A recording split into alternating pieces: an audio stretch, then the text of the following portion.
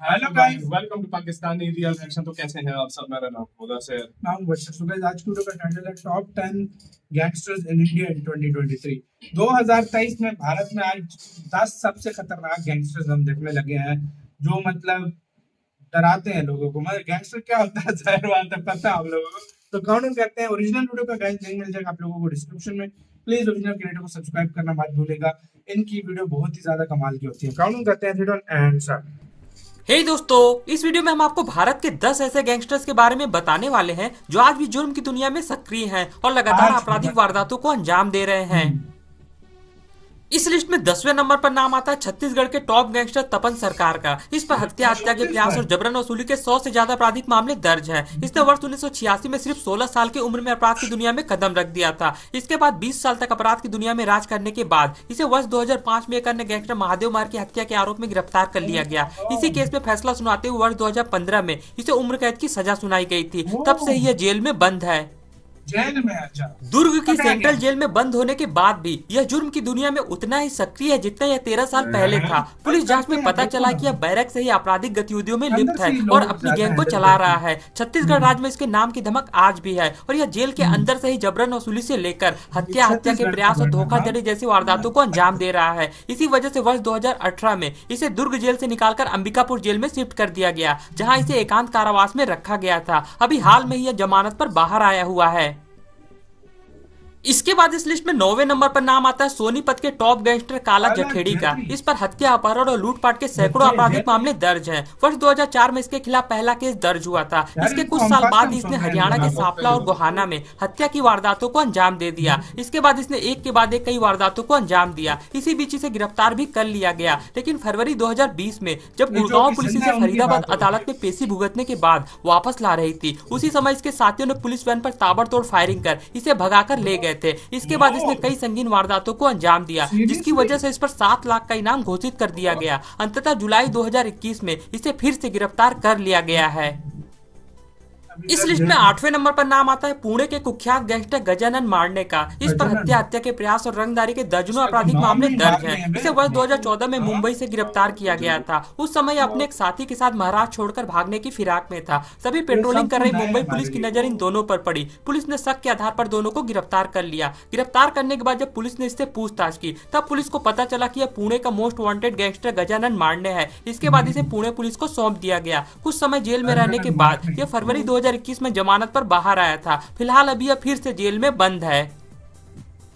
इसके बाद इस लिस्ट में 7वें नंबर पर नाम आता है गुड़गांव के कुख्यात गैंगस्टर कौशल चौधरी का। इस पर हत्या के प्रयास और रंगदारी के 100 से ज्यादा आपराधिक मामले दर्ज हैं। इसने वर्ष 2006 में अपने भाई की हत्या का बदला लेने के लिए कुख्यात गैंगस्टर छेलू की गोलियों से भूनकर हत्या कर दी थी। इसके बाद इसे गिरफ्तार भी कर लिया गया, लेकिन वर्ष 2015 में जमानत पर बाहर आने के बाद यह पेरोल जम करके फरार हो गया। इसके बाद इसने जून 2019 में 1 करोड़ की रंगदारी न देने पर कांग्रेसी नेता विकास चौधरी की हत्या करवा दी थी। गुड़गांव पुलिस लगातार इसकी तलाश में जुटी हुई थी और अगस्त 2019 में इसे दुबई से गिरफ्तार कर लिया गया।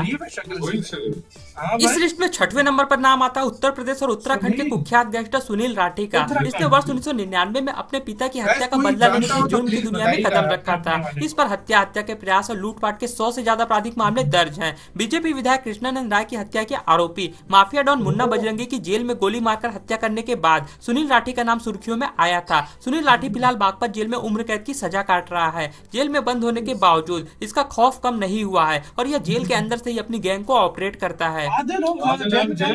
इसके बाद इस लिस्ट में 5वें नंबर पर नाम आता है पंजाब के कुख्यात गैंगस्टर जग्गू भगवानपुरिया का। इस पर हत्या, अपहरण और डकैती के 70 से ज्यादा आपराधिक मामले दर्ज हैं। ज्ञानपुर गांव में एक हत्या के बाद इसका नाम सुर्खियों में आया था। हालांकि वर्ष 2015 में इसे गिरफ्तार करके सलाखों के पीछे डाल दिया गया। जेल जाने के बाद इसका खौफ कम नहीं हुआ है। इसने वर्ष 2015 में जेल के अंदर से ही संजीव कुमार उर्फ बब्बा की हत्या करवाई थी। इतना ही नहीं, इस पर वर्ष 2017 में जेल के अंदर से ही 3 हत्या कराने का मामला दर्ज है। अभी हाल में ही जग्गू भगवानपुरिया और लॉरेंस बिश्नोई गैंग में गैंगवार छिड़ गई है। इस गैंगवार में दोनों गैंग के कई बदमाश मारे जा चुके हैं। इनकी इस लिस्ट में चौथे नंबर पर नाम आता है उत्तर प्रदेश के top mafia don Atiq Ahmed का। वर्ष 1979 में सिर्फ 17 साल की उम्र में इस पर हत्या का पहला मामला दर्ज हो गया था। इसके बाद इसने कभी पीछे मुड़कर नहीं देखा। इसके खिलाफ लखनऊ, कौशाम्बी और चित्रकूट में हत्या, अपहरण और जबरन वसूली के कुल 100 से ज्यादा आपराधिक मामले दर्ज हैं, जिनमें से सबसे ज्यादा मामले इलाहाबाद में दर्ज हैं। इसके अलावा इस पर कानपुर में भी कई मामले दर्ज थे, जिनमें यह बरी हो चुका है। अपराध की दुनिया में नाम कमाने के बाद इसे समझ आ गया कि सत्ता की ताकत कितनी जरूरी है। इसी वजह से इसने राजनीति का रुख किया। जनवरी 2005 में अतीक अहमद और उसके भाई ने धूमनगंज इलाके में विधायक राजू पाल की दिन दहाड़े हत्या कर दी थी। इस हत्या के बाद दोनों भाई को गिरफ्तार करके सलाखों के पीछे डाल दिया गया। इस हत्या के साथ ही अतीक अहमद और उसके परिवार का राजनीतिक करियर तबाह हो गया। इस हत्या के बाद इसने कई विधानसभा और लोकसभा चुनाव लड़े, पर सभी चुनावों में इसे हार का सामना करना पड़ा। अभी कुछ समय पहले फरवरी 2023 में हुए उमेश पाल हत्याकांड के बाद से अतीक अहमद का नाम फिर से सुर्खियों में है। आपको बता दें कि उमेश पाल वर्ष 2005 में हुए राजू पाल हत्याकांड का मुख्य गवाह था। इसके बाद इस लिस्ट में तीसरे नंबर पर नाम आता है हरियाणा और राजस्थान के टॉप गैंगस्टर पपला गुर्जर का। इस पर हत्या के प्रयास और मारपीट के 100 से ज्यादा आपराधिक मामले दर्ज हैं। अगर बात इसके आपराधिक जीवन की करें तो इसने अपने गुरु शक्ति गुर्जर की हत्या का बदला लेने के लिए अपराध की दुनिया में कदम रखा था। पपला गुर्जर पर इसी के गाँव के संदीप फौजी और फौजी के मामा की हत्या करने का मामला भी दर्ज है। इन हत्याओं के बाद इस पर 5 लाख के इनाम की घोषणा कर दी गई। फरवरी 2016 में सीआईए ने इसे गिरफ्तार भी कर लिया था, पर पेशी पर जाते समय इसके साथी इसे भगाकर ले गए थे।